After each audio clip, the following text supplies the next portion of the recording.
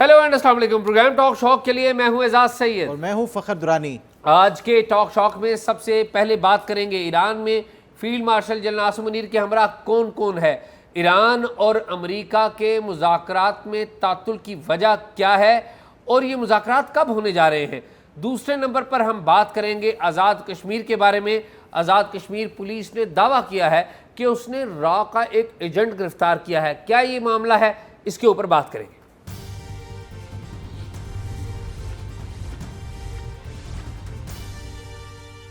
आप ठीक हैं? अल्लाह का शुक्र, आप सुनाएं क्या नई ताज़ी है? शाह जी, आजकल तो नई ताज़ियाँ आपके पास होती हैं, सारा कुछ जो चल रहा है आपके डोमेन में आता है। मेरी डोमेन में आता है, फॉरेन ऑफिस में वजारत ख़ारजा कवर कर रहा हूँ और सच्ची बात है उस दिन तो हम 27 घंटे तक जागते रहे। हाँ नहीं, मैंने जिस दिन देखा मुज़ाकरात 27 घंटे, और फिर मैं सोने गया तो फिर आपको पता है करम फरमा बहुत सारे कोई टेलीफोन कॉल जो है उन्होंने जगा दिया। तो मैं अभी तक फ्रैंकली कितने दिन हो गए, 3-4 दिन हो गए, रिकवर नहीं हो पाया। मैं वो जो नींद का साइकिल है वो अभी मेरा पूरा नहीं हुआ। तो खैर काम कर रहे हैं, देख रहे हैं। चलें, अच्छा है कोई दुनिया के अमन के लिए आप कोशिशें कर रहे हैं। आप भी नहीं, कोशिश तो कोई और कर रहे हैं, हम रिपोर्ट कर रहे हैं। आप रिपोर्ट करना वो भी एक कोशिश ही होती है, दुनिया तक पैगाम पहुंचना जो है वो अमन के हवाले से जो भी कोशिशें हो रही हैं। तो ये एक, मुझे पहले ये बताएं कि ये जो मुज़ाकरात हैं, हम फील्ड मार्शल के दौरे में बाद में जाएंगे, पहले तो ये बताएं कि ये जो मुज़ाकरात होने हैं, क्योंकि जो अगर हम देखें अमरीकी सहाफ़ी ने जो ट्वीट किया था 2 दिन बाद, उन्होंने कहा था कि शायद सदर ट्रंप ने कहा था कि वो इस्लामाबाद में दोबारा से मुज़ाकरात, वो दूसरा दिन आज ख़त्म हो रहा है, यानी तो वो यहाँ पे तो इस्लामाबाद में कोई नाम निशान नहीं है इस हवाले से।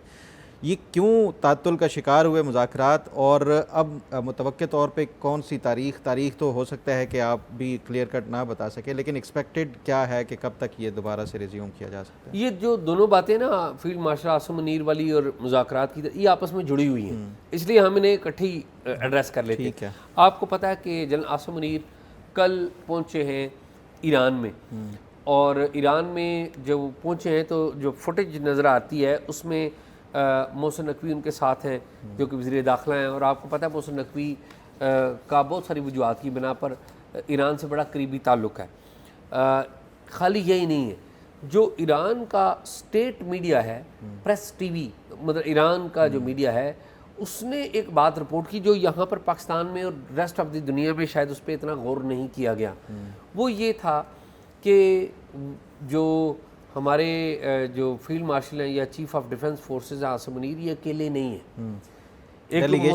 एक तो मोहसिन नकवी हैं बीच में, फिर वहाँ पर उन्होंने जो जिक्र किया, उन्होंने कहा जी फॉरेन मिनिस्ट्री, सिक्योरिटी इदारे और तकनीकी माहिरीन, यानी कि इन तीनों के ऊपर मुश्तमिल ये एक तकनीकी माहिरीन क्या हो अब ये देखें ना, ये वही बात है जो मैं ये सोच रहा हूँ कि तकनीकी माहिरीन, फिर मैंने इधर उधर बात की तो ये कौन हो सकते हैं। ठीक है, पहली बात तो ये है कि ये प्लेन गया है, स्पेशल प्लेन के ऊपर जनरल आसिम मुनीर गए, और इस प्लेन की इंटीमेशन अमेरिका को, वाशिंगटन को भी की गई, और वाशिंगटन ने ये इंटीमेशन इसराइल को भी की कि इस प्लेन को आपने हिट नहीं करना। ठीक है, क्योंकि ज़ाहिर है एक पीस प्रोसेस जो है वो चल रहा है। तो ये प्लेन सेफली वहाँ पर उतरा है, और जनरल आसिम मुनीर अब तक 2 शख्सियात से मिल चुके हैं जब मैं और आप बात कर रहे हैं। एक तो वो सबसे पहले वज़ीर ख़ारजा से मिले, और फिर वो वेलकम भी उन्होंने किया। फिर दूसरे नंबर पे बाकर कालिबॉफ जो उनके स्पीकर हैं उनकी पार्लिमान के, उनसे मुलाकात हुई है। अब मुझे जो पता चला है उन्होंने आज वापस आना है। अब बाय दैट टाइम हो सकता है ये प्रोग्राम जब ख़त्म हो या अपलोड हो उस दौरान तक उनकी वापसी का शुरू भी हो जाए। उससे पहले मुझे जो बात ईरान से पता चली है, और बड़े करीबी ताल्लुक़ हैं, आपको पता है मेरे वहाँ पर हमारे सफारतकारों से और ईरानी जो लोग हैं, ईरानी गवर्नमेंट में बैठे हुए लोग हैं, उनसे मेरे करीबी राब्ते हैं। जो मुझे बताया गया कि वो ईरानी सदर मसूद पेज़ेश्कियान से भी मुलाकात करेंगे। अच्छा। और ये एक सिंबॉलिक मुलाकात होगी। असल मुलाकात तो आपको पता है तो टेक्निकल टीम्स करेंगी, नहीं, असल मुलाकात तो देखें जो है वो तो ईरानी रूहानी पेशवा जो हैं मुज्तबा खामनाई वो हैं। अच्छा, अब मुझे नहीं पता कि वो मुज्तबा खामनाई मिल पाएंगे या नहीं मिल पाएंगे, क्योंकि he is under severe security حصار میں ہیں وہ، کیونکہ اسرائیل اور امریکہ دونوں چاہتے ہیں کہ جہاں کہیں پہ بھی مجتبیٰ خامنہئی نظر آئیں ان کو وہ ہٹ کریں. تو میرے خیال میں جو عاصم منیر ہیں فیلڈ مارشل، ان کا جو قالباف سے ملاقات ہے، قالباف آپ کو پتہ ہے پورا ٹرسٹ ہے ان کا ایرانی اسٹیبلشمنٹ، ملٹری اسٹیبلشمنٹ کا بھی اور اس کے ساتھ پولیٹیکل اس کا بھی، دونوں طرف سے ان کو ہے وہ. بالکل بالکل. تو جو اب آتے ہیں فارن منسٹری، سیکیورٹی ادارے اور تکنیکی ماہرین کے بارے میں، دیکھیے اس سارے معاملے میں ہم نے بہت ساری چیزیں رپورٹ ہوئی ہیں اور بہت ساری چیزیں احتیاط کی بنا پر یہاں پر رپورٹ نہیں کی گئیں، اور پاکستان کی اسٹیٹ نے ایز اے میڈیٹر کا رول ادا کرنے کے لیے بہت ساری انفارمیشن کو پروٹیکٹ کیا ہے، نہیں جانے دی بات. اور بعض جو انفارمیشن لیک ہوئی ہیں، بعض انٹیلیجنس کے اداروں نے یا سیکیورٹی کے اداروں نے جان بوجھ کر انٹرنیشنل میڈیا کو شاید لیک کی ہیں، کیونکہ ظاہر ہے وہ چاہتے ہیں کہ ایسا انوائرمنٹ رہے جس میں پیس، نیوٹرلٹی پاکستان کی برقرار ہے. کیونکہ اگر یہاں سے لیک ہونا شروع ہو جائیں تو دونوں سائڈیں ناراض ہو سکتی ہیں کہ بھائی ہم یہاں سیکیور ہی نہیں ہے، یا آپ چیزیں انفارمیشن پہلے ہی پتہ چل جاتی ہے. یہ میرا خیال ہے صحیح وہ ہے، لوگ گو کہ اس کے حوالے سے وہ کر رہے ہیں کرٹیسائز، لیکن یہ ایک درست حکمت عملی ہے. اچھا سیکیورٹی اداروں کی جب بات ہوتی ہے نا تو ہم نے ذکر بڑا کم کیا ہے، اور شاید وہ ذکر چاہتے بھی نہیں ہیں کہ وہ آئے. اس میں آئی ایس آئی کے جو چیف ہیں ہمارے نیشنل سیکیورٹی ایڈوائزر پاکستان کے، عاصم ملک، وہ بھی بڑی کلوزلی معاونت کر رہے ہیں جنرل عاصم منیر کی، فیلڈ مارشل عاصم منیر کی، اور ان کا ایک رول ہے جو کہ انویزیبل ہے، جو کہ وہ سامنے نہیں آ رہے. دس از ویری انٹرسٹنگ. اب جب یہ ایران کا پریس ٹی وی رپورٹ کرتا ہے کہ سیکیورٹی اداروں کے نمائندے بھی آئے ہیں، فارن منسٹری کے بھی آئے ہیں اور ٹیکنیکل بھی آئے ہیں، تو سیکیورٹی اداروں میں آئی ایزیوم کے جو آئی ایس آئی کے متعلقہ جو آفیشل ہیں وہ ان کے ساتھ عاصم منیر کے ساتھ ہوں گے. اب فارن منسٹری کے تو ظاہر ہے متعلقہ ایڈیشنل سیکرٹری ہوں گے یا متعلقہ جو بھی افسر ہوں گے، لیکن یہ جو تکنیکی ماہرین ہیں یہ سب سے اہم ہے. دیکھیے آپ کو پتہ ہے کہ مسئلہ ایران اور امریکہ کے درمیان کیا ہے، یورینیم انریچمنٹ کے حوالے سے 400 کلو گرام کی ہائیلی انرچڈ یورینیم ہے ایران کے پاس، اور امریکہ چاہتا ہے کہ یہ انرچڈ یورینیم جو ہے یا تو کسی کو ہینڈ اوور کر دیں یا اس کو وہ تلف کر دیں یا اس کو اس کی تو پہلی ڈیمانڈ یہ ہے کہ آپ ہمیں دے دیں، بات ختم. ٹھیک ہے.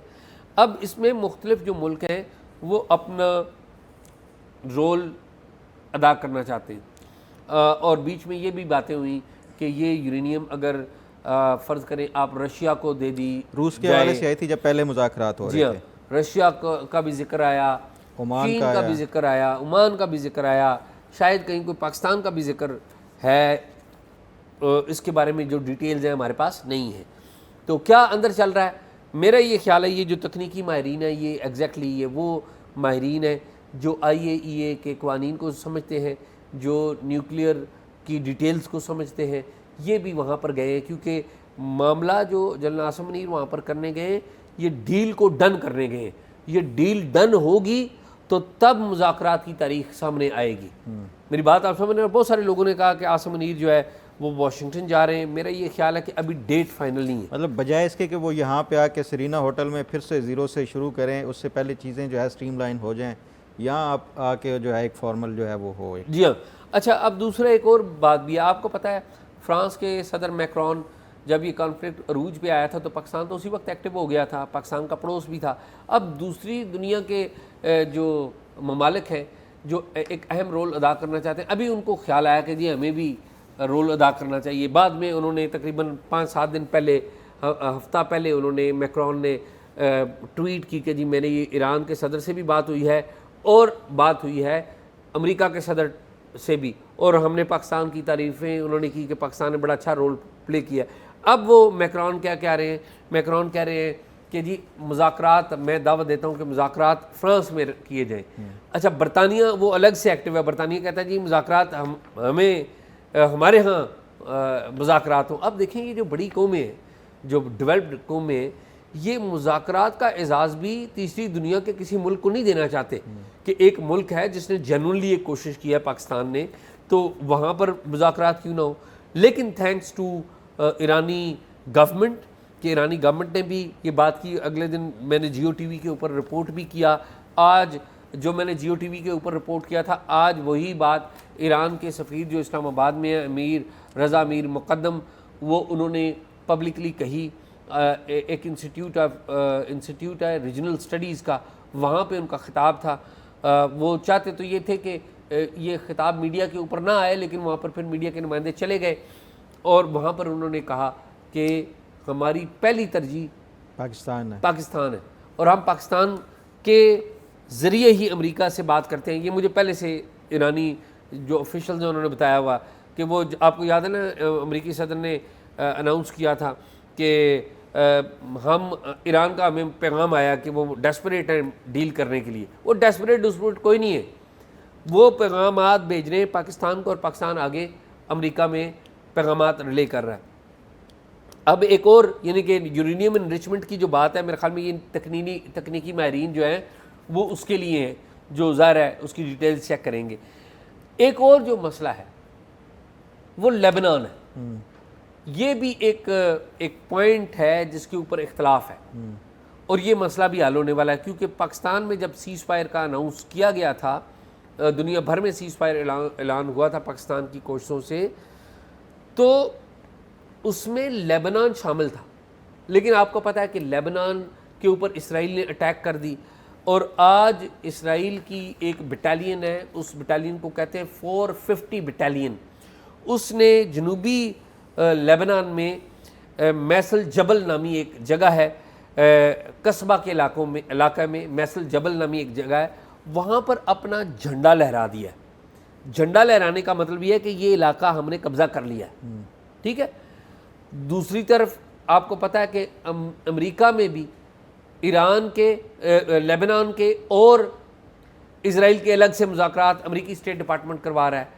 وہاں پر جو مجھے بات پتہ چل رہی ہے بعض لوگوں سے, یہ جو لوگ ہیں یہ امریکی سسٹم میں جڑے ہوئے ہیں, وہ یہ کہتے ہیں کہ وہاں پر امریکہ بھی اور اسرائیل بھی لیبنان کے اندر وہ رجیم چینج کرنا چاہتے ہیں. یعنی کہ لیبنان میں آبادی تو زیادہ ہے شیعہ, اوپر ان کی گورنمنٹ ہے سنی, ٹھیک ہے, لیکن وہاں پر ایک جو بڑی آبادی ہے وہ کرسچن آبادی بھی ہے. اب یہ چاہتے ہیں امریکنز اور اسرائیل چاہتے ہیں کہ وہاں پر رجیم چینج کریں, کیونکہ جو سنی لیڈرشپ ہے وہاں پر پروبیبلی وہ شاید اتنا اثر و رسوخ نہیں رکھتی یا پاپولیرٹی تیزی سے کھو رہی ہے. تو یہ چاہتے ہیں کہ اب شیعہ پاپولیشن جو پاپولر سپورٹ ہے اس کو دینے کی بجائے ہم جو اقتدار ہے وہاں پہ رجیم چینج کر کے وہ کرسچن وہاں پر کوئی لیڈر جو ہے وہ تعینات کریں. تو لیبنان از اے کی ایشو.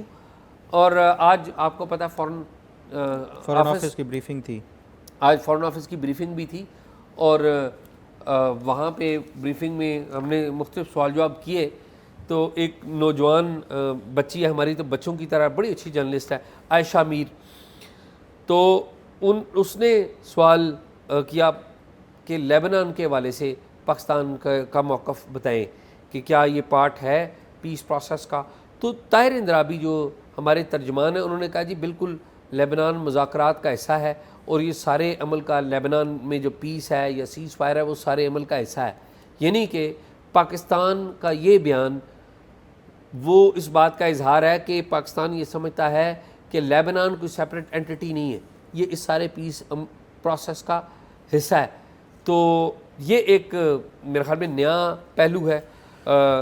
یہ اس کا سوال جواب میں آیا اور عائشہ نے یہ سوال کیا, تو میرے خیال میں بڑا اہم ہے, بڑا اچھا سوال تھا ان دس سینس کہ سارے میڈیا کی جو نظریں ہیں وہ پاکستان, امریکہ, ایران کے اوپر لگی ہوئی ہیں, لیکن اس پرٹیکولر ٹاپک کے اوپر بڑا اچھا سوال کیا گیا اور اس کا جواب بھی میں نے آپ کو بتا دیا. شاہ جی 2-3 پوائنٹس جو آپ نے کیے ہیں نا بات, پہلی جو نیوکلیئر کے حوالے سے ہے, جو یہ ٹاکس یہاں پہ سرینا میں ہوئے اس حوالے سے وال اسٹریٹ جرنل نے رپورٹ کیا کہ جو ڈسکشن ہوئی تھی یہاں پہ امریکہ اور جو ایران کا ڈیلیگیشن تھا اس کے درمیان, جو ڈسکشن میں امریکہ کی طرف سے پروپوزل تھا وہ 20 ایئرس کا موریٹوریم تھا کہ آپ 20 سال تک یہ جو نیوکلیئر پروگرام ہے اس کو آپ پرسو نہ کریں. اس پہ جو ایران کی طرف سے جو دیا گئی تھی نا آپشن, جو عباس عراقچی اس کو وہ کر رہے تھے, انہوں نے کہا تھا کہ ہم 5 سال کے لیے تیار ہیں. یہ جو موریٹوریم ہے آپ 5 سال کے لیے کر دیں. تو اس پہ ایک بنیادی طور کے اوپر دونوں میں ایک ڈفرینسز وہ ہوئے تھے. اب جو شنید یہی ہے کہ ہو سکتا ہے کچھ جو ڈیوریشن ہے 20 ایئر والا وہ کچھ امریکہ ریڈیوس کر دے, کچھ ایران وہ کر دے. تو یہ ایک جو موریٹوریم کے حوالے سے یہ ایک اس پہ میوچل جو ہے وہ ڈیسیجن ہو سکتا ہے کہ کتنے عرصے تک کے لیے ایران اپنا جو نیوکلیئر پروگرام کے حوالے سے وہ پرسو نہیں کرے گا. اب اس پہ دوسرا جو ایک کویسچن تھا وہ یہ تھا کہ یورینیم انریچمنٹ جو کہ 60% تک ان کے پاس انریچڈ تھی, 400 کلو گرام جو آپ کہہ رہے تھے, امریکہ یہ کہہ رہا ہے کہ آپ وہ ہمیں ہینڈ اوور کریں. ایران کی طرف سے یہ کہا نہیں, ہم ہینڈ اوور کسی کو نہیں کریں گے. یہ جو انریچڈ یورینیم ہے آپ IAEA کے جو متعلقہ لوگ ہیں ان کو بلائیں گے, ہم ان کی موجودگی میں اس کو ڈائلیوٹ کر دیں گے, تو یہ ہم ہینڈ اوور نہیں کریں گے. یہ دو بنیادی نکات تھے جس کے اوپر ان کے دونوں کے درمیان میں ڈفرینسز شروع ہوئے, اور اس کے اوپر موسٹ لائکلی جو ہے وہ کچھ آگے جو انڈرسٹینڈنگ وہ کرنے کے لیے یہ سارا کچھ ہو سکتا ہے.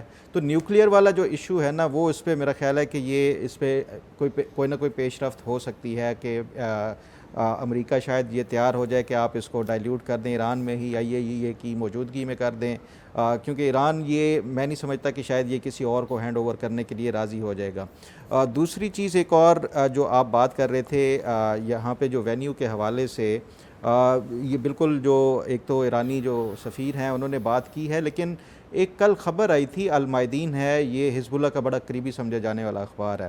المیادین اخبار میں یہ جو اس ڈیلیگیشن کے ساتھ ایرانی ایک تجزیہ کار آئے تھے محمد مرانڈی, تو ہم نے انٹرویو بھی کیا اس کا, ٹاک شاک کے لیے ہم نے انٹرویو کیا. تو انہوں نے ایک انٹرویو دیا المیادین کو, اس میں انہوں نے کہا کہ جب ہم آ رہے تھے تو ہمیں یہ بتایا گیا کہ کوئی ٹارگٹ کر سکتا ہے ایرانی جو ڈیلیگیشن ہے اس کو, اس میں تو اس پہ پھر انہوں نے بڑی پریکاشنز لی, اور آتے ہوئے جو روٹ تھا واپسی پہ یہ فیصلہ کیا گیا کہ ہم وہ آلٹرنیٹ ایک اور روٹ استعمال کریں گے, اس سے تہران نہیں جائیں گے. تو یہ بجائے اس کے کہ تہران جاتے, یہ جو ان کا ڈیلیگیشن تھا, ایک تو پلین انہوں نے کہا کہ وہ تبدیل کیا گیا, پلین منگوایا گیا, اسلام آباد میں پلین آئے تھے, تو وہ ایک تو وہ کیا گیا, اور دوسرا جو مشہد میں جا کے انہوں نے وہ کی, اور اس سے پھر وایا ٹرینز اور گاڑیاں اور یہ اس طرح. تو جو ایک خاص طور پہ جو سیکیورٹی کنسرنز ہیں جو ایرانی ڈیلیگیشن کے حوالے سے وہ جینون ہیں. یہ اسرائیل کی ہسٹری رہی ہے کہ جتنے بھی ایران کے خاص طور پہ جو مذاکرات کار ہوتے ہیں یہ ان کو ٹارگٹ کر کے یہ ہمیشہ سبوتاژ کرنے کی کوشش کرتا ہے اسرائیل. تو یہ کنسرنز جو ہے وہ سیکیورٹی کے حوالے سے وہ صرف ایرانی نہیں بلکہ امریکہ کو بھی اس کی ریئلائزیشن ہے. تو اس وجہ سے یہ جو اسلام آباد کا وینیو ہے یہ ان دونوں کے لیے سوٹیبل ہے. امریکہ میکسیمم یہ کر سکتا تھا کہ ڈسٹنس زیادہ ہے, ٹریول کرنے میں ان کا جو ڈیلیگیشن ہے وہ تھک سکتا ہے یہ وہ, لیکن جو سیکیورٹی کنسرن ہے آپ اس کو جو ہے وہ رول آؤٹ نہیں کر سکتے. اس لیے ایران کی پریفرنس جو ہے یہ ایک تو جو اسلام آباد قریب ترین ہے ایران کے ڈیلیگیشن کے لیے, دوسرا ان کو یہ بھی اعتماد ہے کہ اسرائیل کوئی ایسی شرارت یہاں پہ اسلام آباد میں نہیں کر سکتا. تو یہ میرا خیال ہے کہ اس وجہ سے دونوں سائڈز یہ سمجھتی ہیں, اور یہی وجہ ہے کہ کل جو وائٹ ہاؤس کی ترجمان ہے انہوں نے بھی کہا کہ صدر ٹرمپ نے یہ کلیئر کر دیا موسٹ لائکلی کہ یہ جو مذاکرات ہوں گے وہ اسلام آباد میں ہی ہوں گے. آج ایرانی سفیر نے بھی کہہ دیا ہے, تو یہ تو چیز ایک طے ہو گئی ہے کہ اسلام آباد ہی نیکسٹ جو ہے وہ وینیو ہوگا دوبارہ سے مذاکرات کے حوالے سے. تیسری جو ایک امپورٹنٹ چیز جو آپ نے ڈسکس کی نا لبنان کے حوالے سے, لبنان کے حوالے سے دو اہم پیش رفت ہوئی ہیں کل اور آج.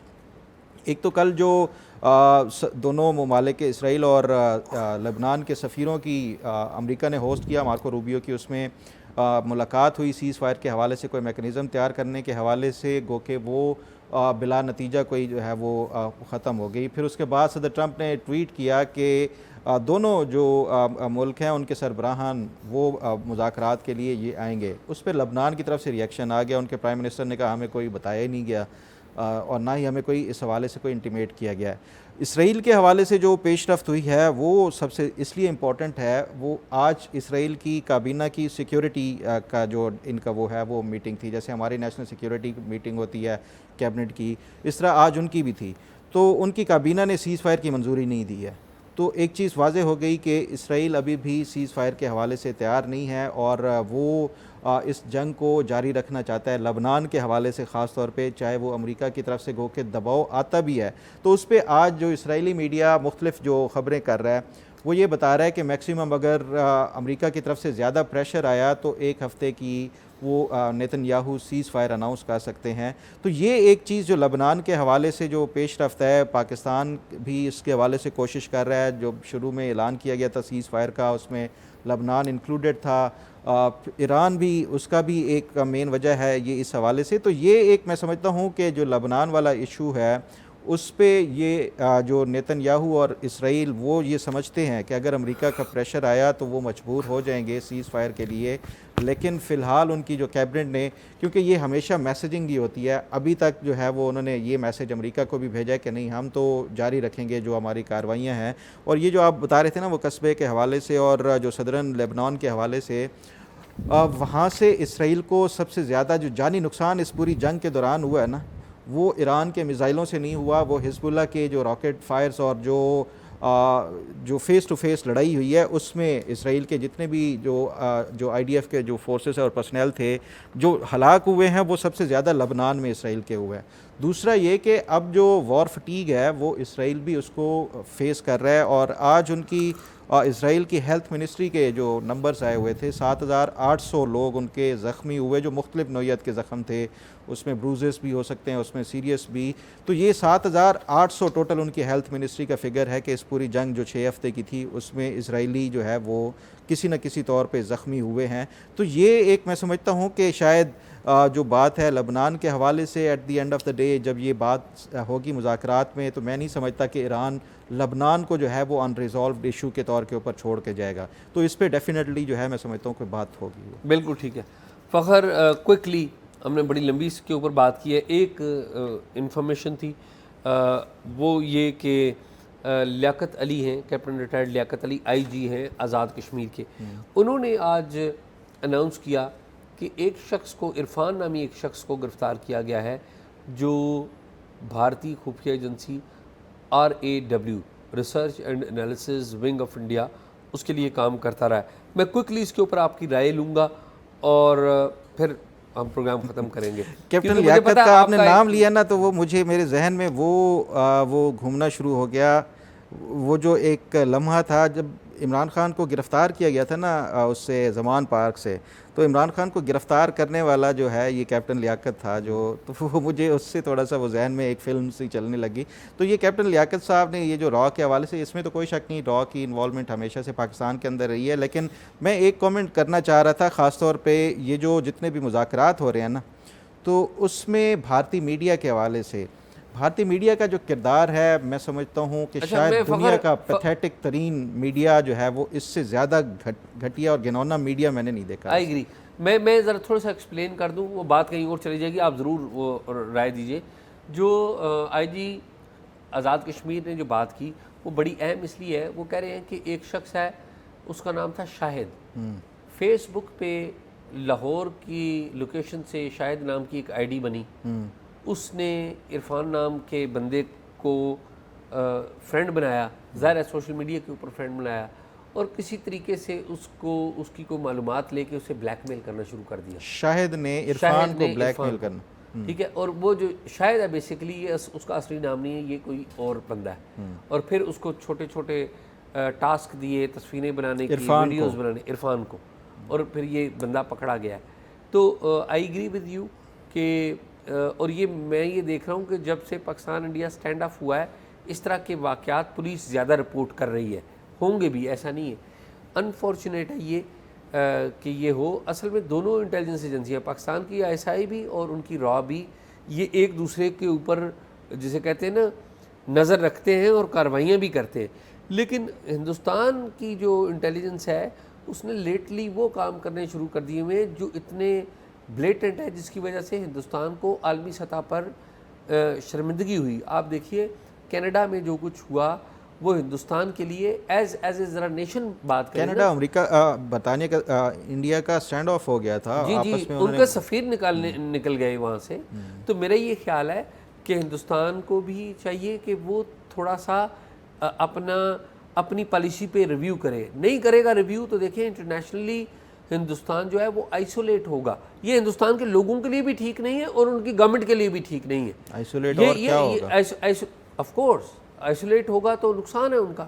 اب دیکھیں جو آپ نے ہندوستان کی میڈیا کی جو بات کی وہ آپ بالکل درست کہہ رہے ہیں کہ اتنی ارسپانسبل وہ رپورٹ کر رہے ہیں.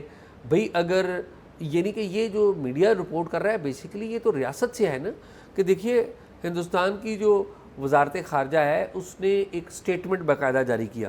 سٹیٹمنٹ میں انہوں نے جب یہ سیز فائر ہوا انہوں نے سیز فائر کی بڑی تعریف کی, پاکستان کا نام نہیں دیا انہوں نے, اس میں امریکہ اور ایران کا ذکر موجود تھا, لیکن جس نے سیز فائر کروایا پاکستان اس کا بیچ میں ذکر نہیں تھا. میں نے اس کے اوپر ایک ٹویٹ بھی کی تھی کہ دیکھیے اگر آپ کھلے اور بڑے دل کا مظاہرہ کرتے اور بیچ میں پاکستان کا نام لیتے تو اس سے آپ کی عزت میں اضافہ ہونا تھا, پاکستان کی عزت کم یا زیادہ نہ ہوتی. پاکستان کی عزت ادھر ہی برقرار ہے, ساری دنیا پاکستان کو کر رہی ہے. اور یہ جو پالیسی ہے نا کہ ہم کٹی والی پالیسی, یہ کٹی والی پالیسی ہندوستان کی جو ہے وہ وقت نے غلط ثابت کی ہے. اچھا برا وقت پاکستان نے بھی دیکھا اور آپ نے بھی دیکھا ہے.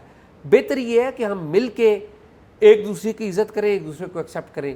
اور یہ جو میڈیا والی بات بتائی مجھے تو بڑا دکھ ہوتا ہے, افسوس ہوتا ہے ان کے میڈیا کو دیکھ کے کہ اور میڈیا بیسیکلی کہاں سے لائن لیتا ہے, جو سٹیٹ نے رویہ اپنایا وہی میڈیا لیتا ہے. اور ایسا نہیں ہے کہ وہاں پہ